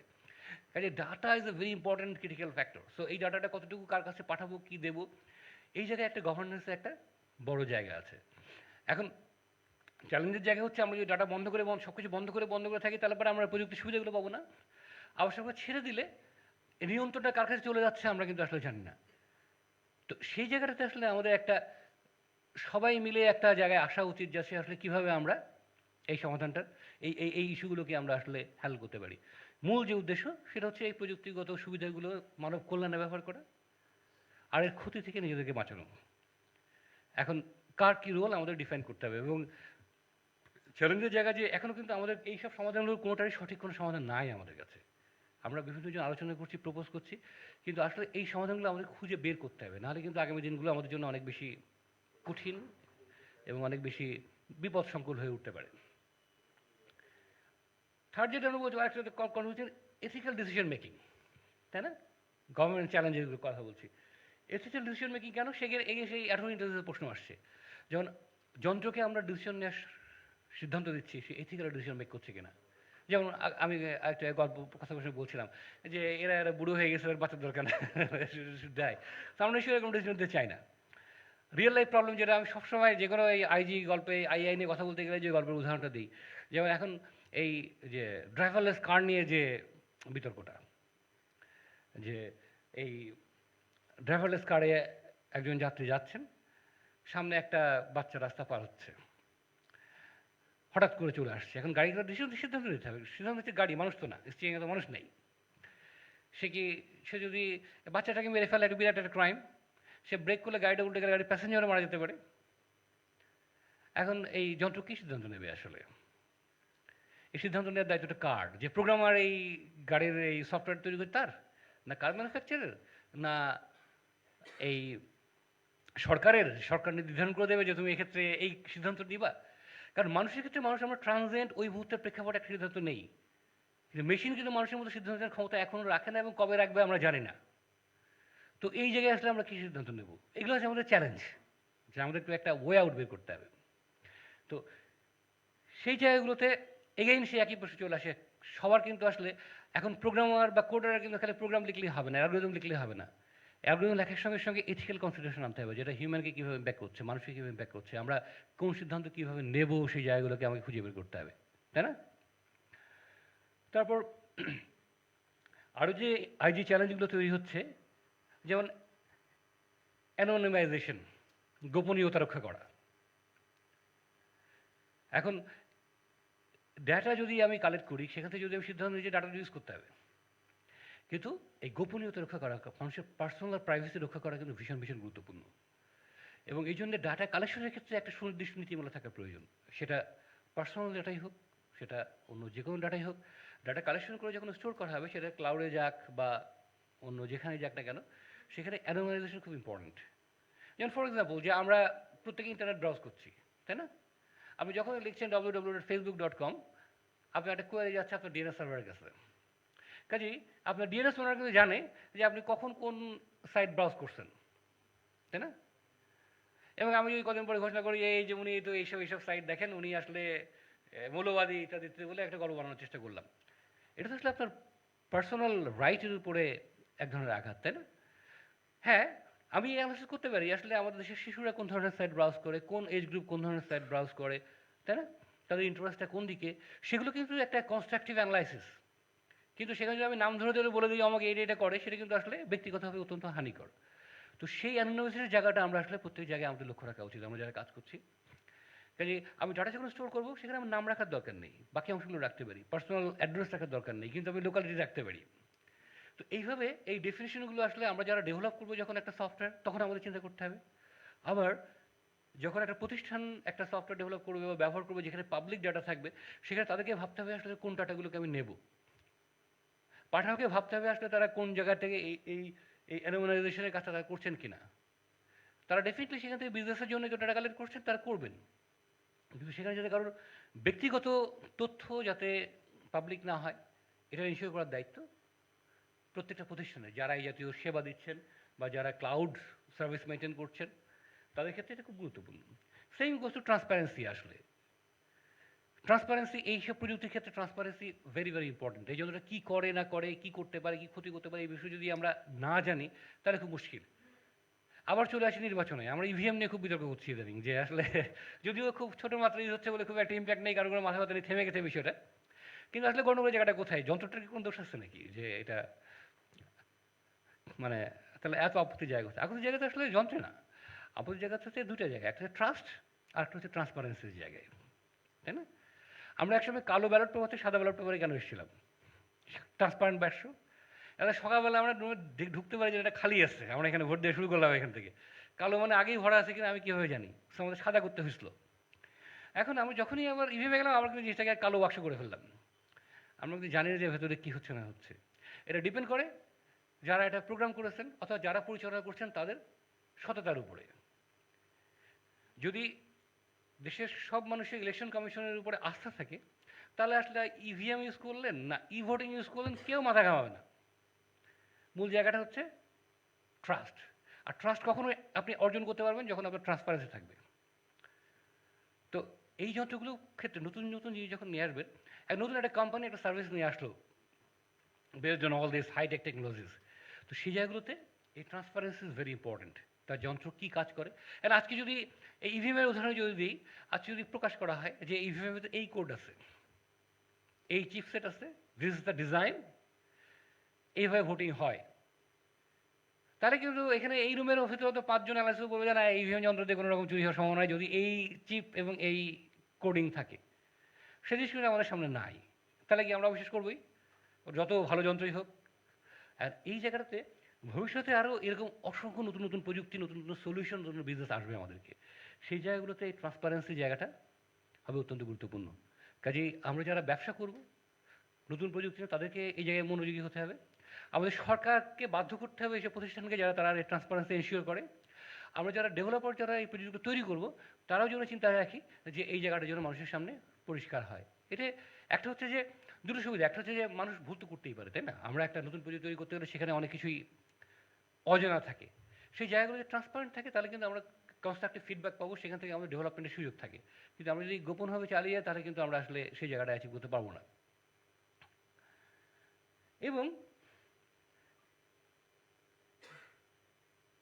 এই আর্টিফিশিয়াল ইন্টেলিজেন্স নিয়ে আবার যে চিন্তাগুলো যে এটা threat to human rights, security এবং সোশ্যাল কোহেশনের ক্ষেত্রে। তো এই প্রবলেমটা আমরা কীভাবে অ্যাড্রেস করব এটা ভবিষ্যতে জানে, কিন্তু এই প্রবলেমগুলো আমাদের সামনে আসা হচ্ছে যাতে আমরা প্রত্যেকে এটা নিয়ে একটু চিন্তা করার সুযোগ পাই আর কি, যাতে আমরা ভবিষ্যতে কীভাবে এই মানে এগোবো। এবং সেই সঙ্গে এর একটা হিউজ ইম্প্যাক্ট আছে আমাদের ইকোনমিক্স এবং আমাদের ইনোভেশনের ক্ষেত্রে।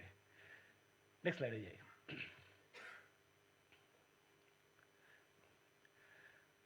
তো এই সমাধানগুলোর জন্য কিছু জিনিস যদি আমরা কিছু বেস্ট প্র্যাকটিস ফলো করি, এগুলো এই স্লাইডটা আসলে আমরা লিখেছিলাম হচ্ছে এই গত IGF এর AI IoT বিগ ডাটা যে বেস্ট প্র্যাকটিস ফোরাম ছিল, আমি ওটা কোঅর্ডিনেটর ছিলাম, ওটার জন্য লিখেছিলাম আর কি। তো পরে এটার ভেতরে ঢোকানোর ইচ্ছে ছিল ব্লক চেইন এবং এই কী বলে আমাদের ক্লাউড কম্পিউটিং, সেগুলো ঢোকানো হয়নি, সেগুলো মুখে আলাপ করি কিন্তু স্লাইডের ভেতর নেই আর কি, ক্ষমা চেয়ে দিচ্ছি এই জন্যে। তো আমরা সেখানে কী বলছিলাম যে সবার আগে যে দরকার হচ্ছে সেটা হচ্ছে কোলাবোরেশন, পারস্পরিক সহযোগিতা। কারণ এখন আর প্রযুক্তি শুধু প্রযুক্তিবিদদের কাছেই নেই, প্রযুক্তি সবার ঘরে ঘরে পৌঁছে গেছে।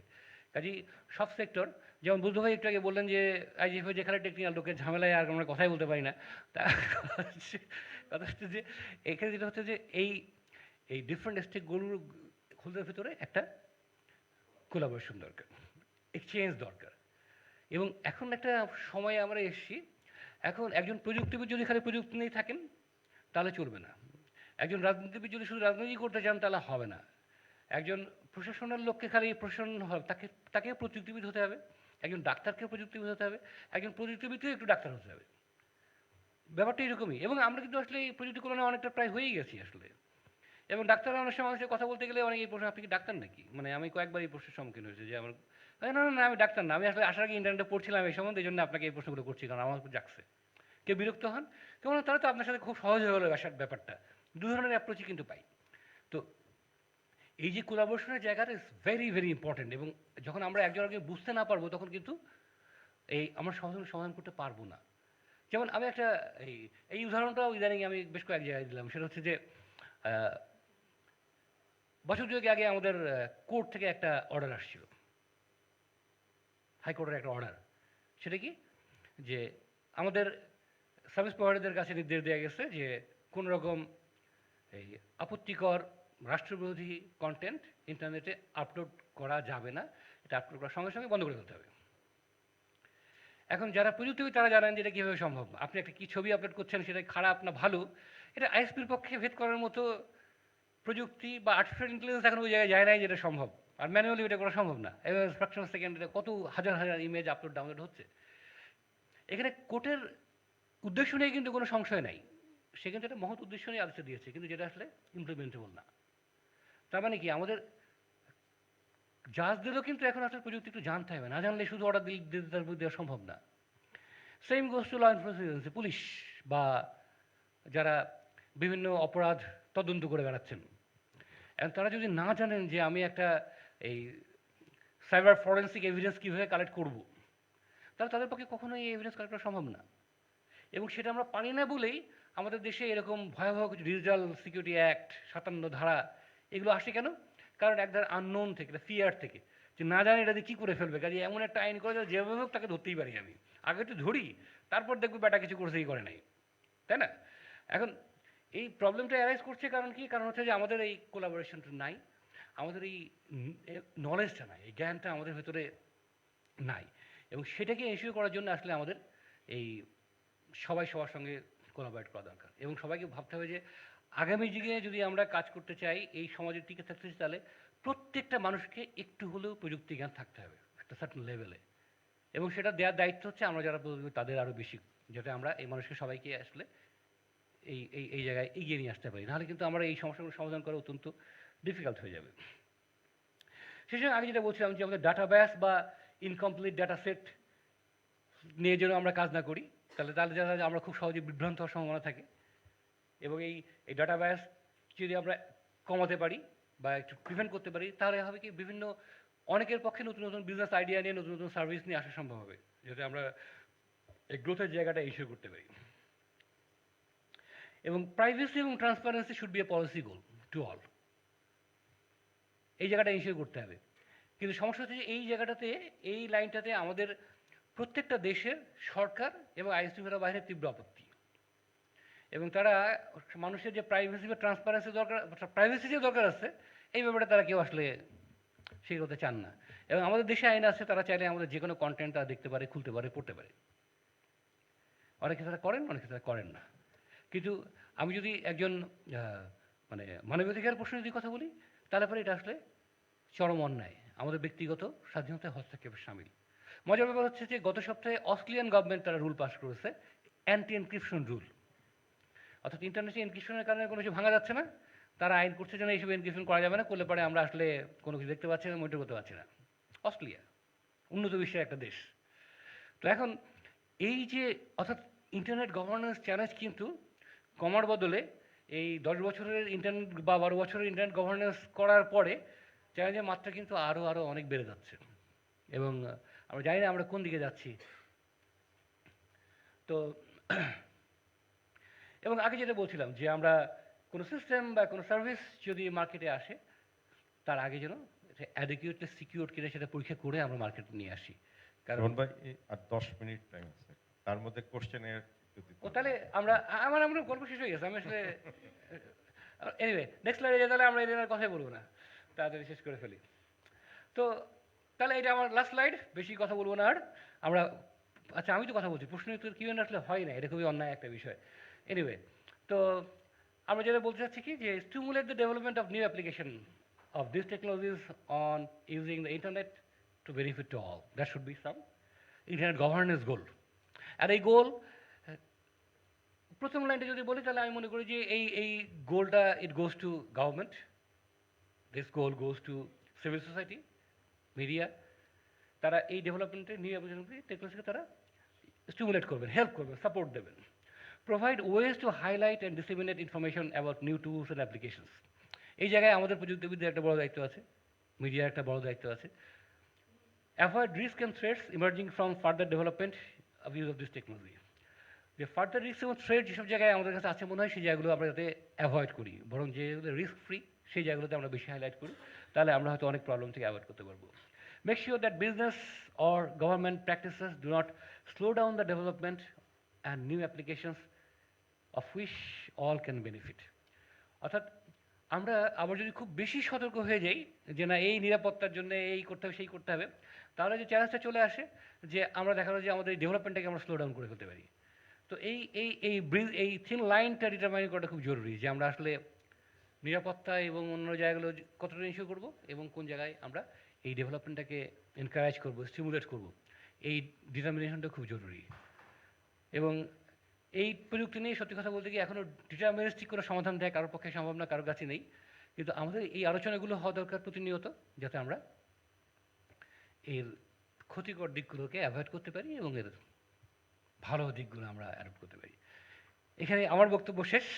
এবার যদি আমরা প্রশ্ন উত্তর না বলে আমরা বলি মুক্ত আলোচনা বলি, যে আমরা কারোর কোনো কমেন্টস ফিডব্যাক থাকলে আমরা সবাই একজন এখান থেকে শিখি, প্লিজ।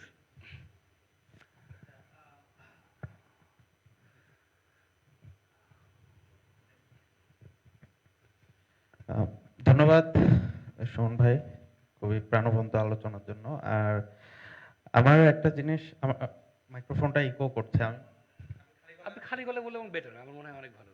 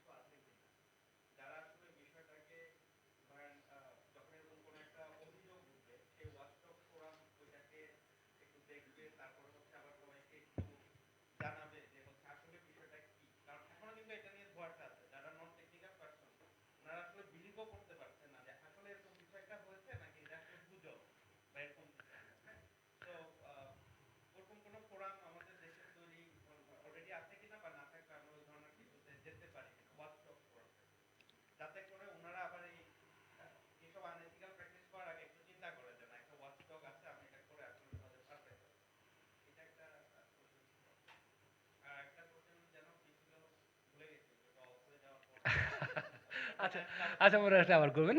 আপনার এই প্রশ্নের উত্তর যেটা বলতে পারি, আসলে সত্যি কথা বলতে অ্যাক্টিভলি এমন কোনো ওয়াচডগ কিন্তু আমাদের এখানে নেই। আমি আমার জানার মতে নেই। আপনারা কেউ জানলে বলতে পারেন যে কেউ আসলে এই জিনিসগুলো মনিটর করেন এবং এ ব্যাপারে নিয়মিত মানুষকে আপডেট করেন। আমাদের এখানে এটা একটা হচ্ছে সরকারিভাবে সরকার করতে পারে, এরকম কিছু দায়িত্ব নিতে পারে। আরেকটা হচ্ছে যে বিভিন্ন প্রতিষ্ঠান যারা এই প্রযুক্তিগত উন্নয়ন নিয়ে কাজ করেন, তারা এরকম একটা ওয়াচডগের রোল প্লে করতে পারেন। কিন্তু আমাদের দেশে আসলে ঠিক ওইভাবে আমি এখন পর্যন্ত ভিজিবল দেখিনি। সরকার যেটা ওয়াচ করে মূলত সেটা রাজনৈতিক প্রেক্ষাপটে, কিন্তু আমাদের মানুষের স্বার্থে এরকম কোনো ওয়াচডগের ভূমিকা সরকার কেউ কখনো দেখিনি, আর কেউ করছেন না। আমার কাছে মনে হচ্ছে এই একটা সময় এসছে এখন। আমাদের মিডিয়াও অনেক শক্তিশালী, তারা তথ্য প্রযুক্তি নিয়ে অনেক অনুষ্ঠান করেন, অনেক কথা বলেন। তো এই জায়গাগুলোতে আসলে যেমন আমরা ইয়েতে বিভিন্ন দেশে আমরা এই স্পোর্টস নিয়ে অনেক ধরনের রেটিং হয়, আলোচনা হয়, বিভিন্ন রকম প্রত্যেকটা সেক্টর নিয়েই কিন্তু এরকম ডেভেলপমেন্টের জায়গাটা এগুলো আছে। কিন্তু তথ্য প্রযুক্তির ক্ষেত্রে কিন্তু সেভাবে আমাদের দেশে ভিজিবল ইয়ে বাইরে অনেক পত্রিকা এগুলো রেটিং করে যে কোন আইএসপি সার্ভিস কেমন, কোন মোবাইল অপারেটর সার্ভিস কেমন, কোন সার্ভিসের কী ইমপ্লিকেশন, এরকম বিশ্লেষণধর্মী গবেষণামূলক প্রকাশ কিন্তু আমরা আমাদের মিডিয়া তো সেভাবে আমরা দেখি না। তো সেই জায়গাগুলোতে আমার মনে হয় যে সময় এসছে, আমরা যারা এগুলো একটু বুঝি করে, আমরা যদি একটু ভলান্টিয়ার করি যায়, তাহলে হয়তো কিছু উন্নয়ন হবে। আর সরকার যদি কখনো, সরকারকে যদি উদ্বুদ্ধ করতে পারি এই ব্যাপারগুলো আপনার দেখা উচিত, তাহলে হয়তো একটা জায়গায় পৌঁছাবো। কিন্তু আমরা আসলে অনেক পিছিয়ে আছি এই ব্যাপারটাতে, এটা একটা ফ্রাস্ট্রেশনের জায়গা। Thank you. স্যার, আচ্ছা, এক মিনিট, উনি কোথায় এবারে এই প্রসঙ্গে কথা বলতেছি, বলেন।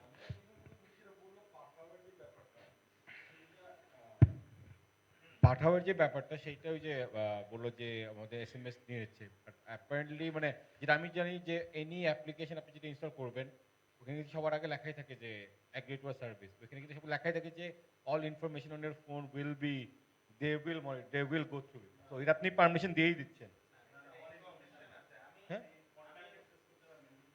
হ্যাঁ, বাট ওদের এখানে কিন্তু লেখাই ছিল যে হ্যাঁ no contact SMS, but ultimate আর মানে যে কোনো অ্যাপ্লিকেশন আপনি যদি ইউজ করেন আলটিমেটলি অ্যাপ্লিকেশনে কিন্তু এই যে আমরা যে পার্ট অফ সার্ভিসটা ইউজ করছি, they are not actually earning money from that, they actually earning money from the data that they receive from আস।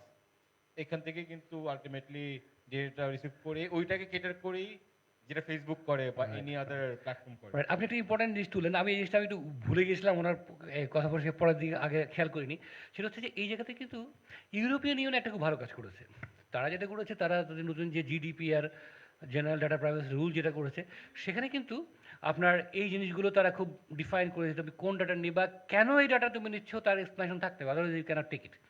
এবং যেটার কারণে আপনারা যদি ইউরোপ সফর করেন, এখন দেখবেন যে এই নতুন এই প্রত্যেকটা অ্যাপ্লিকেশন এখানে ঢোকার পরেই একবার করে আপনার জিজ্ঞাসা করবে যে এই যে আমি এই পলিসি এটা তুমি আবার এগ্রি করো না হলে ব্যবহার করার আগে, কারণ তারা নিশ্চিত করে নিচ্ছে। আমাদের দেশেও কিন্তু এই এই এই জিনিসটা আসা উচিত যে আসলে একটা হচ্ছে একটা একটা অথরিটি যেন বলে যে এই অ্যাপ্লিকেশনগুলো এই ডাটা নিতে পারবে, আর এর বাইরে কোনো ডাটা যদি নাও তার প্রপার এক্সপ্লেনেশন থাকতে হবে টু দ্য ইউজার্স। কারণ আমাদের রাইট আছে আমার ডাটা নিয়ে তুমি কী করছো বা কী কারণে, যদি তুমি অন্যটা চাও ভালো কথা, বাট কেন চাও সেটা আমাদেরকে বলতে হবে। ওই যে ট্রান্সপারেন্সির জায়গাটা আর কি, এগেইন। তো সেই জায়গাটা আমাদেরকে সামহাও ইনশিওর করার একটা সময় এসছে। এটা যদি আমরা উই ক্যান ফলো জিডিপিআর, আর আমাদের দেশের জন্য যদি মনে করি যে আমরা এটাকে কাস্টমাইজ করার প্রয়োজন আছে, এই জন্য একটা সরকারি বেসরকারি বা একটা ইন্টারনেট গভর্নেন্স উদ্যোগ দরকার আর কি, সবাই মিলে। Thank you. ধন্যবাদ স্যার। খুব কম সময়ের মধ্যে আপনি আইওটি, এআই, ব্লকচেইন এগুলির উপর আমাদেরকে ধারণা দিয়েছেন। তো আমরা আরেকটা ব্যাপারে শুনেছি, উদ্ভাবনের প্লাস মাইনাস দুইটাই থাকে, ভালো দিকও থাকে মন্দ দিকও থাকে। তো ইদানিং একটা জার্গন আসে যে frugal innovation and disruptive innovation ব্লকচেইনের ক্ষেত্রে। এই ব্যাপারে কি কিছু আমাদেরকে আইডিয়া দিবেন? ব্লকচেনের ক্ষেত্রে বলাটা একটু মুশকিল, বললাম ব্লকচেন সম্বন্ধে কম জানি, কিন্তু আপনি যে টার্মিনোলজিটা বললেন যে একটা হচ্ছে ফ্রুগাল আর একটা হচ্ছে ডিসরাপটিভ, তাই না? এখন সত্যি কথা বলতে কি, যে এই যে নতুন যে ইনোভেশনগুলো আসছে প্রত্যেকটি কিন্তু ভীষণ মাত্রায় disruptive. Disruptive in the sense positive or negative. আপনি ধরেন যে এই যে পাঠাও বা উবারের কথা বলি, এটা কী পরিমাণ disruptive around the globe. Total যে ক্যাব ব্যবসা বহু বছর ধরে চলে আসছে, সেটাকে একেবারে ভেঙে চলে দিয়েছে একরকম। এবং বাংলাদেশের ক্যাবগুলোর উপরে এখন দেখছি আবার পাঠাও লেখা কিংবা উবার লেখা, তাই না?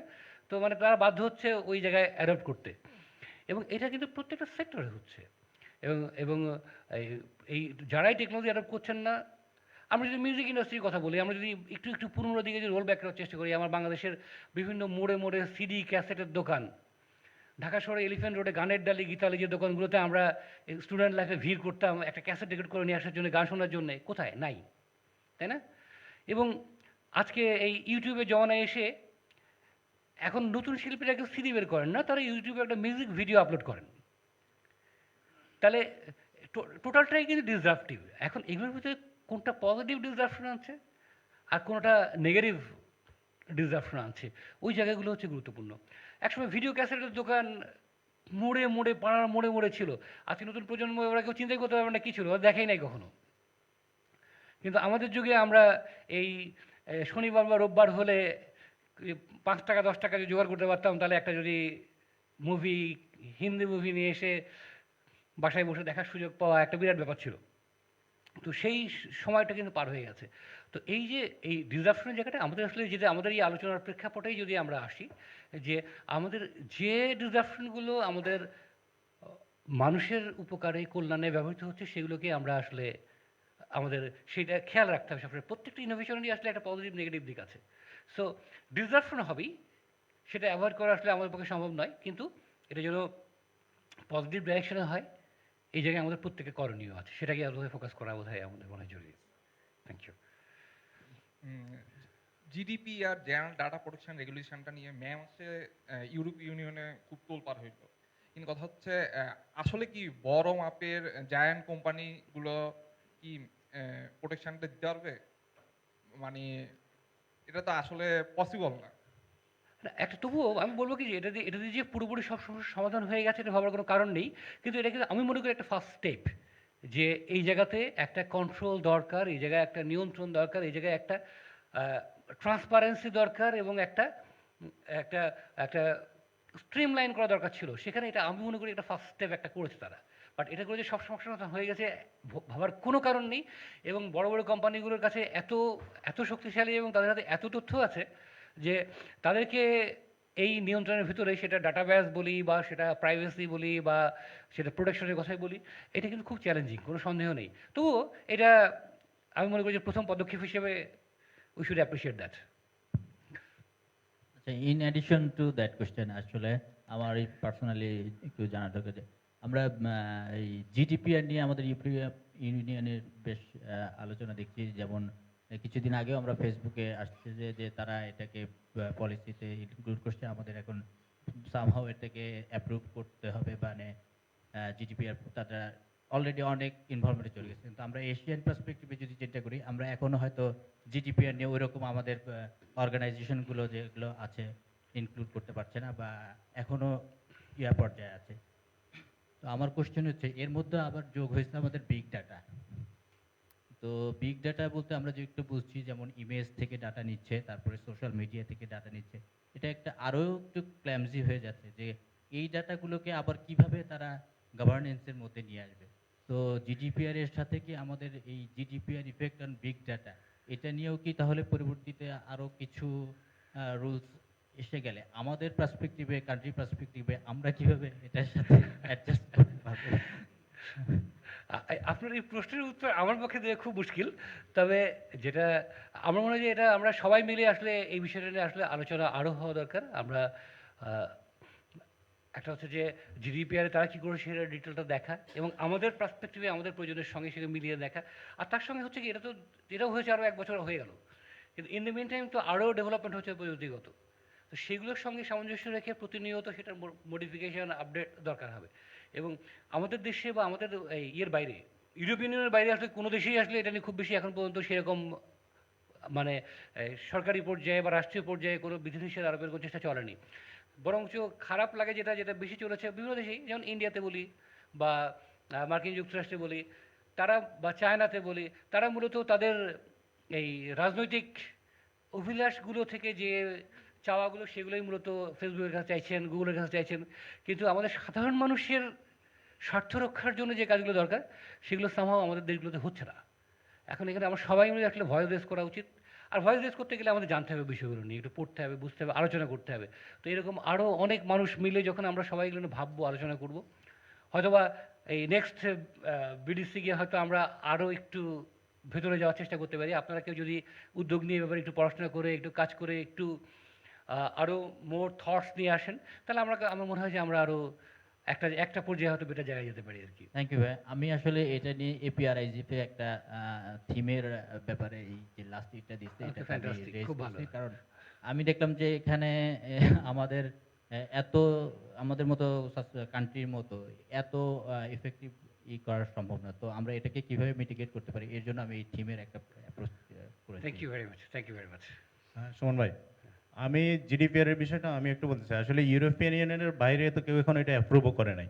সো আমরা কিন্তু, আপনি আইসকের মেম্বার, এখানে যারা আইসকের মেম্বার আছে সবাই একটা মেইল পেয়েছেন আমার ধারণা আরো 6-7 মাস আগে। আইসক কিন্তু গ্লোবালি এটা মানে অ্যাপ্রুভ করেছে, তারা সব মেম্বারকে মেল দিয়েছে যে আপনি কি আইসকের মেম্বার থাকতে চান, আমাদের পোর্টালে কি আপনার ডাটাগুলো রাখতে চান কিনা। যদি কেউ এগ্রি করে তাহলে বাদ দিয়ে দিয়েছে। অলরেডি 30% মতো আইসকের মেম্বার রিমুভ হয়ে গেছে। তারা যদি কেউ রিপ্লাইও না করে তারটাও রিমুভ করে দিয়েছে, তার মানে আপনি চান না, এরকম একটা বিষয়। সো আস্তে আস্তে আসলে হবে যে জিডিপিআর এর বিষয়টা।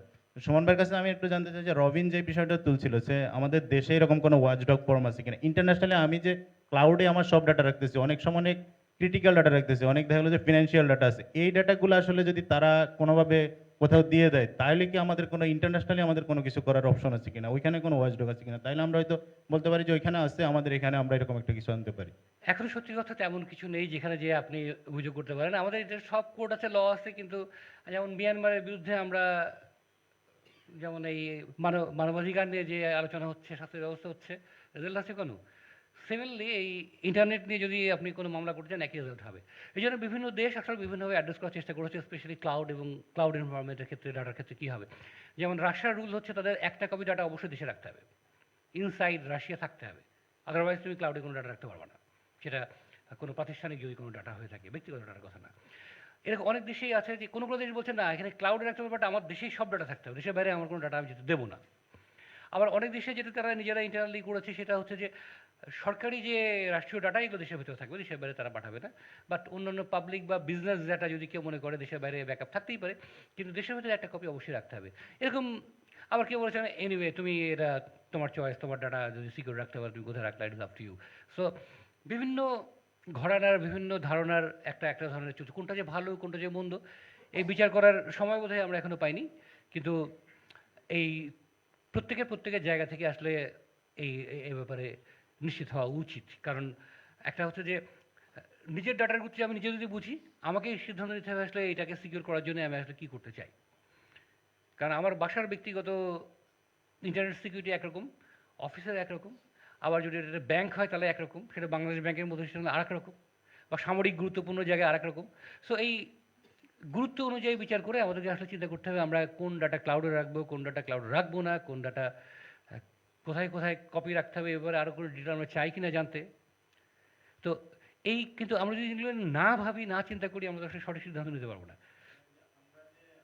আমরা যেমন টেলিকম কোম্পানিগুলোর কাছে আমাদের বিরাট একটা ডাটাবেজ আছে, আমরা মাঝে মাঝে দেখি, বেশিরভাগ সময় দেখি যে অনেক, আমরা তাদের কাছে আমাদের নাম্বারটা আছে কিন্তু আমরা অনেক জায়গা থেকে এসএমএস পাই। সেম রকম আমাদের সবচেয়ে বড় ডাটা গভর্নমেন্টের কাছে, এটা আসলে কতটুকু সিকিউর এটা নিয়ে একটা বিষয়। আপনি মনে হয় গতকালকে অথবা পরশুদিন দেখবেন প্রথম এই পত্রিকাতে আসছে যে আমাদের একটা অঞ্চলের সব টেলিফোন নাম্বার গভর্নমেন্ট বিদ্যুৎ জ্বালানি মন্ত্রণালয়ের কি একটা রিসার্চ করবে এটার জন্য নিয়েছে। এবং বিদ্যুৎ জ্বালানি মন্ত্রণালয় বলছে আমরা এরকম কোনো নির্দেশনা দিই না, কোনো এক জায়গা থেকে নিয়েছে। সো আসলে আমার ডাটাটা ওই গভর্নমেন্ট টেলিকমগুলোকে চিঠি দিয়েছে, তারা দিয়ে দিয়েছে। আসলে এটা কিভাবে সিকিউর থাকবে, এরকম আমাদের ডাটা প্রোটেকশন ল নাই। তো এই দিক থেকে আমরা তো একটা ভীষণ ভালনারেবল জায়গায় আছি, এই বিষয়ে কোনো সন্দেহ নাই। এবং যে কারণে আমাদের সাথে ঘটনাগুলোও ঘটছে, আপনি যদি গত 4-5 বছরের ক্রোনোলজিক্যাল ঘটনাগুলো দেখেন, সাইবার ইনসিডেন্টগুলো, বাংলাদেশ ব্যাংকের কথা বলেন, বিভিন্ন ব্যাংকের ক্রেডিট কার্ড জালিয়াতির কথা বলেন, গত 17 ডিসেম্বর মাসের পুরো মাসটা আমাদের যে ন্যাশনাল আইডির যে ওয়েবসাইটটা, সেটার ভিতরে একটা মালামাল লোড হয়েছিল।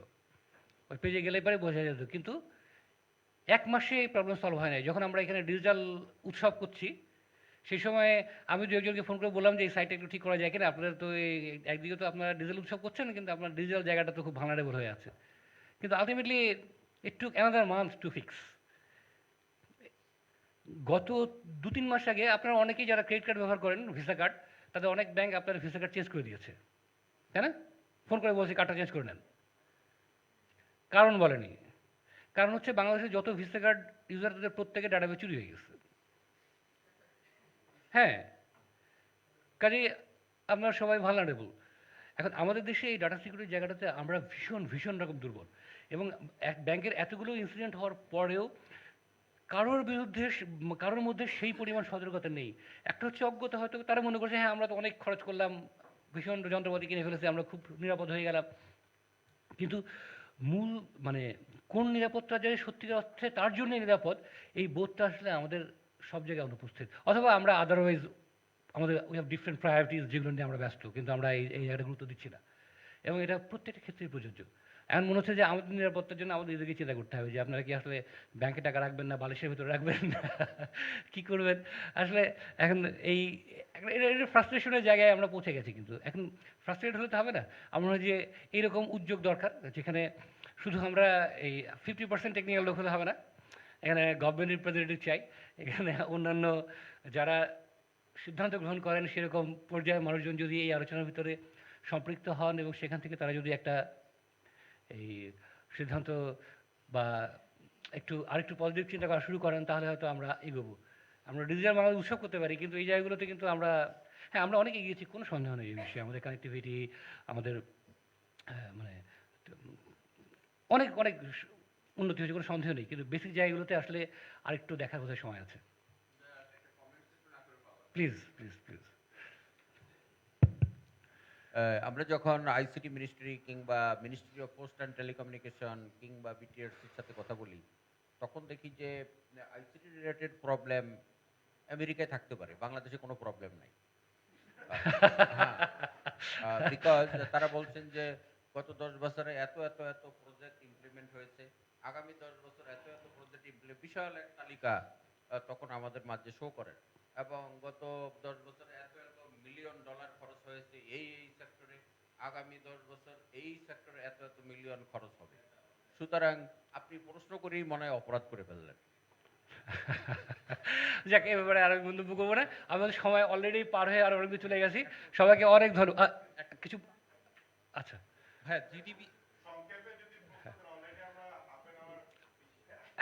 হ্যাঁ জিডিপিআর নিয়ে আরেকটা কোশ্চেন ছিল, যেটা হচ্ছে ওয়েবসাইটের হোস্টিংটা ইউরোপীয় ইউনিয়নের অঞ্চলের মধ্যে, কিন্তু বাংলাদেশি ইউজার, বাংলাদেশের অনেকের মধ্যেই মানে কোশ্চেনটা যাচ্ছে যে বাংলাদেশি ইউজার বাংলাদেশের হোস্টিং বা ডোমেইন মালিক, কিন্তু হোস্টিং কোম্পানিটা হচ্ছে ইউরোপের, সেখানে যে ইউজার ইউরোপেরও বাইরে, সেখানে ডাটা প্রোটেকশনের ব্যাপারে তারা কি সমস্যা ফেস করছে তারা অন্য অঞ্চলের লোকেরা? আমি যত জানি যে ইউরোপীয় ইউনিয়নের ভেতরে যদি কোনো কিছু হোস্ট করা হয়, অথবা ইউরোপীয় ইউনিয়নের ভিতর থেকে যদি কোনো ইউজার ব্যবহার করে, তাহলে সেটা জিডিপিআর রুলের ভেতরে পড়বে, মানে ওই আওতার ভিতরে থাকবে। এখন ইউজার যদি বাংলাদেশে থাকে, হোস্টিং কোম্পানি যেহেতু ইউরোপে, কাজেই সেটা হোস্টিং কোম্পানি কিন্তু তার যে ক্রেডেনশিয়ালস তার নিয়েও তার কিন্তু জিডিপিআর রুলের ভেতরে তাকে থাকতে হবে, আমি যত জানি। আমি কাজেই এটা এর ভেতরে পড়ার কথা।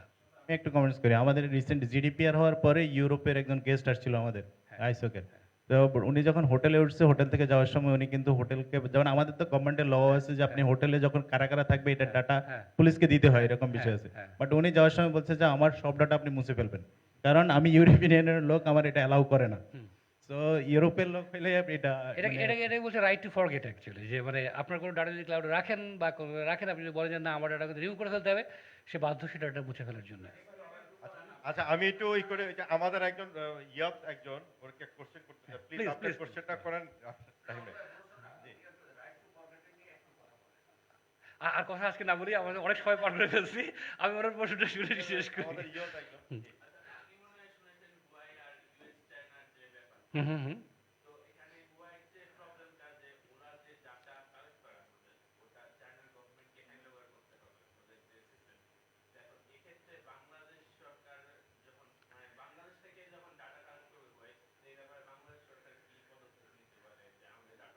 আসলে আমরা তো হুয়াওয়ের উদাহরণ দিলেন, চাইনিজ সরকারকে দেয়, আবার আবার আপনার যে অ্যান্ড্রয়েড ফোন যে মার্কিন সরকারকে দেয় কিনা আমরা জানি না। এখন আমরা সে আলোচনা করছি যে আসলে আমাদের দেশে আমরা এই ব্যাপারে অনেক বেশি উদাসীন। এখন বোধহয় সরকার আসলে কিছুই করেনি এখন পর্যন্ত, এটা নিশ্চিত।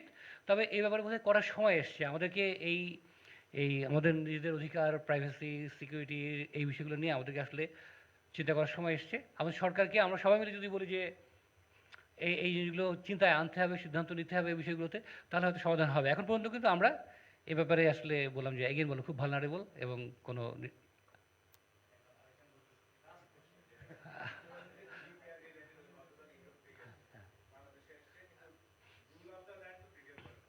হ্যাঁ হ্যাঁ হ্যাঁ হ্যাঁ হ্যাঁ এই জন্য এই জন্য হোটেল ডাটার মোশনই আপনি নিশ্চিত থাকতে পারেন। কিন্তু এখন কথা হচ্ছে যে এটা তবু এটা একদিক দিয়ে হচ্ছে কি একটা এক ধরনের প্রেশার তৈরি হওয়া আর কি। তো এটা একদিক দিয়ে পজিটিভ যে ওনারা এসে বলছেন, আবার আমরা ইউরোপে গেলে তো আমাদের জিডিপির ভিতরে পড়তে হচ্ছে, ওখানে তো আর কোনো মাপ নেই, তাই না? তো সেই জায়গাতে কোনটা ভালো মন্দ হয়তো জিডিপির অনেক কিছু আছে, কারেকশনের দরকার আছে, অনেক কিছু হয়তো ঠিক নয়, কিন্তু এই প্র্যাকটিসটা দরকার, এই চিন্তাটা দরকার। আমাদেরকে ভাবার সময় এসছে আসলে, আমরা উদাসীন থাকার আর সুযোগ নেই এই মুহূর্তে। এটাই মূল বক্তব্য আসলে। সমাধান আজকে আমরা কেউ করতে পারবো না একদিনে, আরও অনেক আলোচনা, অনেক ইয়ের পরে হয়তো একটা জায়গায় আমরা পৌঁছাবো। Thank you very much. শেষ করি আজকে। অনেক অনেক ধন্যবাদ সুমন ভাই, এবং আপনাকে আমরা সবসময় কাছে পাই, আশা করি ভবিষ্যতেও পাবো আপনাকে, এবং আপনার মূল্যবান সময় দিয়ে আমাদেরকে আপনার জ্ঞানটাকে একটু আমাদের মাঝে বিতরণ করবেন।